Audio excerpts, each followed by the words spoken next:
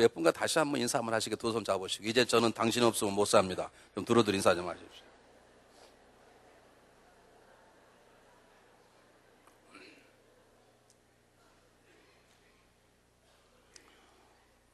네, 끝나고 인사 안 하신 분이 계신데 끝나고 제가 조용히 물어보겠습니다. 왜 인사를 못 하시는지. 네, 오늘은 29번째 사도행전 말씀 묵상 시간입니다. 여러분 너무 잘 아는 빌립이 성령 인도를 받아 광야에 가서 에티오피아의 간다게 여왕의 국고 담당, 재정 담당 장관이었던 네시에게 복음을 증거하고, 그 네시가 복음을 받아들이고 보나마나 그가 돌아가서 아프리카 지역에 복음의 첫 열매가 되었을 것입니다. 하나님께서 복음이 예루살렘에서 복음이 사마리아로, 그리고 사마리아에서 이제는 다른 곳 비롯해서 이제 아프리카가 전달되게 하는 하나님의 놀라운 복음의 사건들이 이제 올 성경 본문 속에 등장하고 있습니다.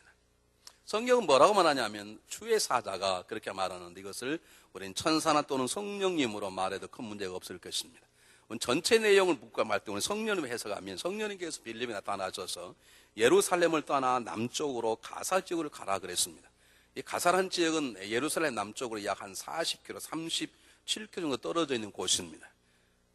갔더니 광야였습니다. 그곳에 많은 사람들이 아마 지나다녔겠죠.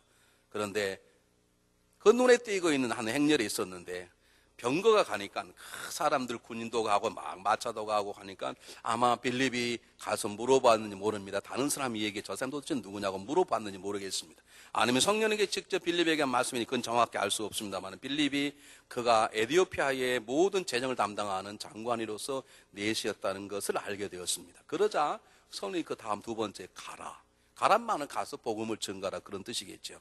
가서 빌립이 물었습니다. 당신이 그 뜻을 알고 책을 읽느냐? 성경을 하나님 구약의 말씀을 읽고 있던 네시가 빌립을 올라오게 하고, 그리고 자꾸 자기가 읽고 있던 이사야서를 묻고 그가 누구인가를 묻고, 그걸 통해서 빌립이 네시에게 예수 그리스도의 복음을 증거하고, 그리고 네시가 물을 만나다 내려가서 세례를 받았더라, 그 말입니다. 오늘 이 본문 속에 원래의 결론은 뭐냐면 이것입니다. 성령이 역사하는 가장 중요한 목표는 복음 증거라는 것입니다.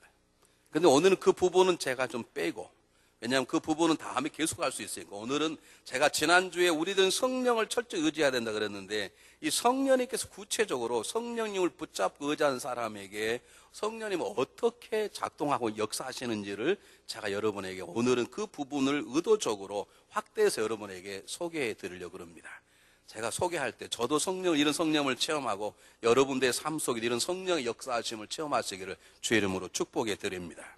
제일 첫 번째 성경 본문이 주는 중요한 메시지는, 한 에티오피아의 네시라는 사람이 예루살렘에 와서 하나님을 예비하고 돌아갔는데 예비하지 못했을 것이라고 봅니다. 왜냐하면 네시는 율법적으로 예배 드리지 못했습니다.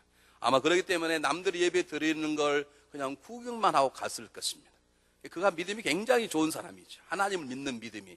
분명히 예배 드리지 못했지만 예배 드리는 걸 구경만 하고 간다는 마음으로 그 머나먼 광야를 지나왔다면 대단한 사람인데, 이 넷이 한 사람의 영혼을 구원하기 위해서 두 분이 역사했습니다. 한 분은 성령님이시고 한 사람은 빌립이었습니다.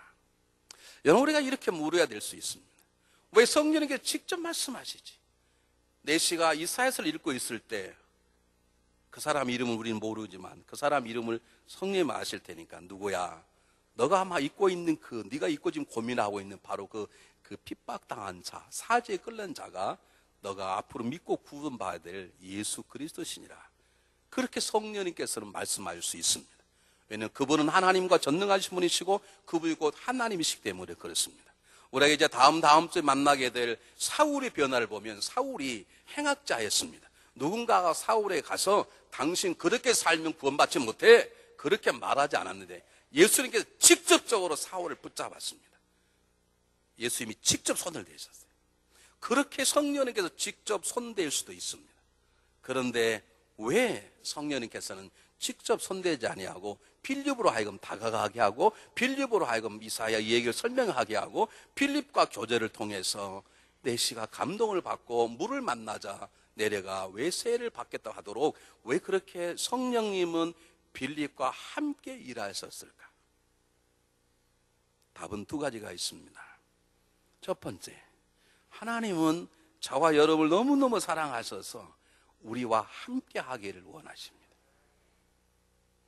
여러분, 가끔 부부끼리 싸우면 등 돌리고 자고, 등 돌리고 자는 거 그래 성숙한 사람들이죠. 부부싸움하면 각방 쓰고, 각방 쓰는 괜찮아. 친정으로 내려가고 밖에 찜질방 가고 이런 거 상당히 심각한 아주 낮은 수준의 사람들, 우리 교회는 그런 분들이 없으시기를 주의 이름으로 축원해 드립니다. 여러분, 우리들은 인간임에도 불구하고 서로 보고 싶지 않고 한 집에 살고 싶지 않을 때가 있는데, 하나님 우리를 사랑하셔서 우리 안에 거하시기를 원하세요. 그게 성령님의 내주하심이에요. 그분은 우리를 너무 사랑하셔서 어떤 일을 특별한 경우 아니고는 그분은 우리와 함께 일하시기를 원하세요.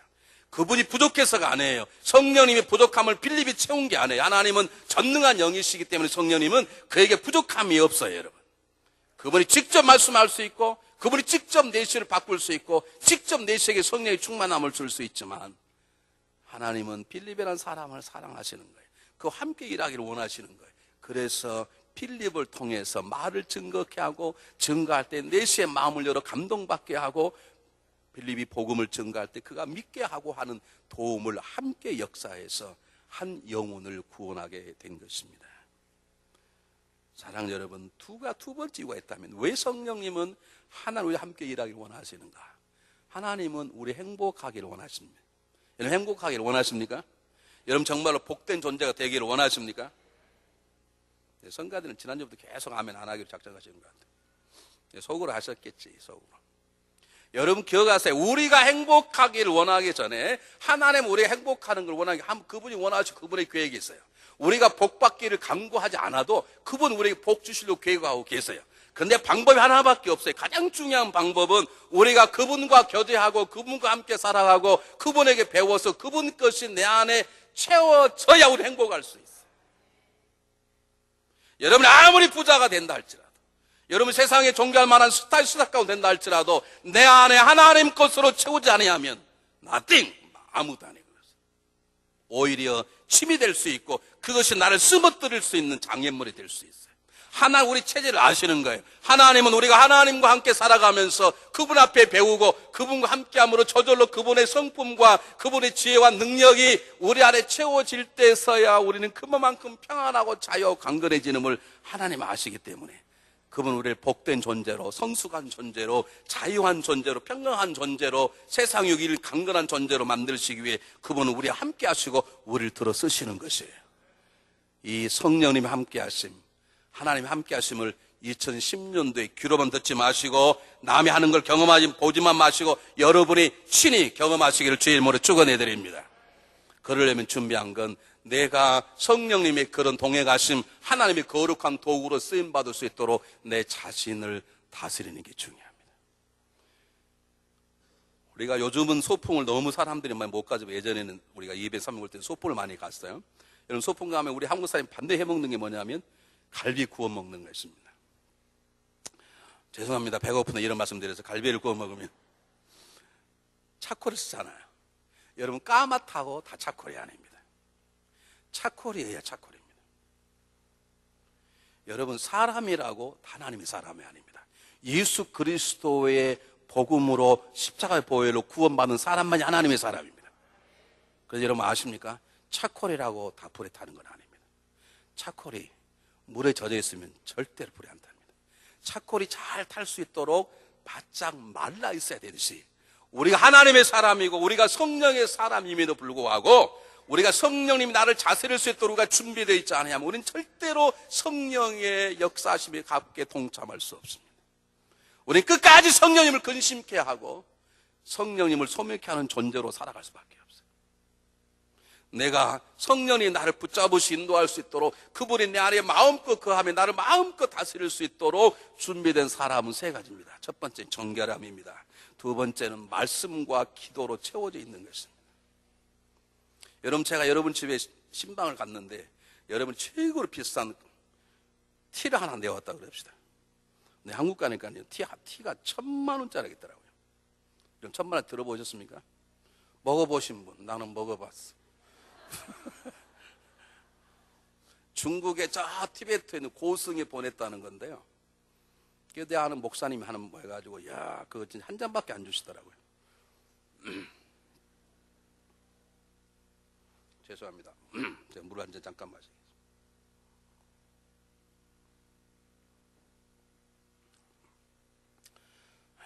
제가 괜히 티 얘기를 했나 봐요. 갑자기 막 티가 먹고 싶어가지고 다른 거 다 빼고 그냥 본론으로 넘어가겠습니다. 우리가 하나님의 성령의 능력으로 성령의 사람이 되려면 적어도 우리가 정결함을 가져야 되는데, 여러분이 저에게 티를 준비하려고 티를 다 끓였는데 그 비싼 본차이나 영국제 굉장히 비싼 티잔을 딱 가져왔는데 거기에 뭐가 묻었네. 그럼 그걸 못 쓰잖아요. 못 쓰죠. 그렇죠? 왜 성령이 내 안에 역사하지 않냐고요. 성령이 역사하고 싶으신데, 나를 붙잡고 싶으신데 내 안에 성령이 역사할 만한 자리가 없어. 우리의 정결함이 십자가 보혈로 사용되지 않아요. 여러분 다른 걸 쓰실 수밖에 없죠. 아니면 그걸 씻든지. 여러분 죄 짓지 말란 말이 아닙니다. 그 말은 또 죄 지란 말은 아닙니다. 가능하면 죄 짓지 마십시오. 죄를 지었거든 십자가 보혈로 깨끗이 씻으십시오. 그래야 성령이 있으십니다. 여러분 우리가 기도와 말씀으로 채워질 때 성령 우리 안에서 마음껏 역사하십니다. 이것이 중요한 것입니다. 여러분 성령님이 여러분과 함께 일하시기를 원하십니다. 왜? 여러분을 너무너무 사랑하시기 때문에, 아내 저를 너무너무 사랑하기 때문에, 그가 우리와 함께 할 때 우리가 행복한 사람이 되고 성숙한 사람이 되었기 때문에 그분이 일하시기를 원하시는데, 우리가 준비되어 있지 않다면, 물에 젖은 숯이 되어버린다면 그분은 기다릴 수밖에 없는 것이죠. 여러분들이 우리가 해야 될 포션이 있는데 여러분 자신들을 잘 다스려서서 하나님의 동역자로 준비만 되면, 때가 되면 그분께서 우리를 통해서 놀라운 일들을 행하실 것을 믿습니다. 두 번째입니다. 두 번째, 함께 일했지만 결론이 뭐냐면 사실 성령님이 주관하셨다는 것입니다. 성령이 빌립에 가서 그곳에서 4시에 올라가라, 그리고 어떤 말을 전하라 하고 다 명령을 내렸어요. 결국 빌립이 쓰임 받았지만 이 놀라운 한 영혼의 구원의 사건 속에 뭐가 들어있냐면 하나님의 역사하심, 성령의 역사하심, 성령의 일하심이 담겨져 있는 거예요. 다시 말하면 여러분 안에 지금 내가 성령 인도를 받고 있는가를 제가 이 시간 7가지 간단히 말씀드리려고 그러는데, 여러분들이 지금 성령이 여러분 안에 계신 성령이 그냥 구원받는 자로서 머물러 있는 것이 아니라 내 삶 속에 정말로 성령이 이끌림 받아 빌립이 성령의 쓰임을 받아서 새로운 놀라운 역사의 장에 이름을 남기듯이 내 인생의 삶이 하나님 영광스러운 영광을 돌리는 존재가 되려면 성령님이 다음과 같은 내 삶 속에 이런 역사를 여러분들이 경험하셔야 합니다. 첫 번째, 성령은 뭐 하시는가? 성령 우리에게 방향을 제시해 줍니다. 이걸 한번 보겠습니다. 26절.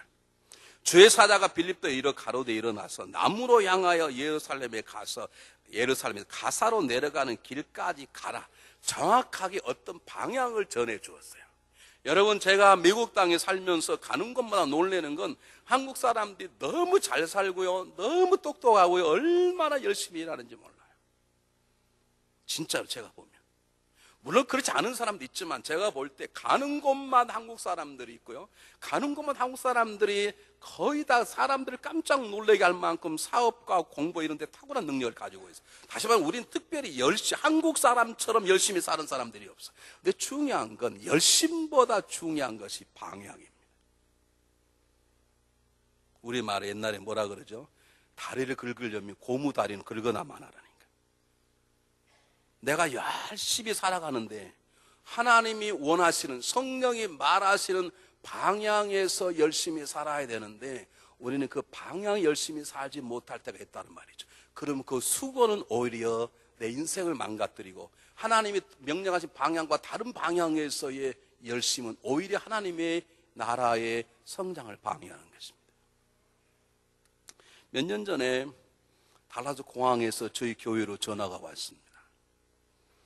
그날따라 사무실 저 혼자밖에 없어요. 전화를 받았는데 너무너무 다급한 한국 분의 목소리였습니다.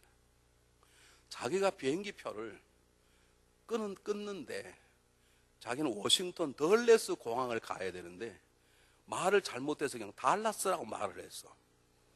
그러니까 여행사에서 LA에서 달라스 오는 비행기표를 바꿔가지고 그분은 모르고 그냥 달라스 와서 딱 물어보니 여기는 워싱턴 덜레스가 아니고 텍사스 달라스인 거예요. 지금 미국에 처음 와보는데 얼마나 당황하고 놀랬고 두려웠겠어요. 근데 어떻게 우리 교회를 알았어요, 우리 교회.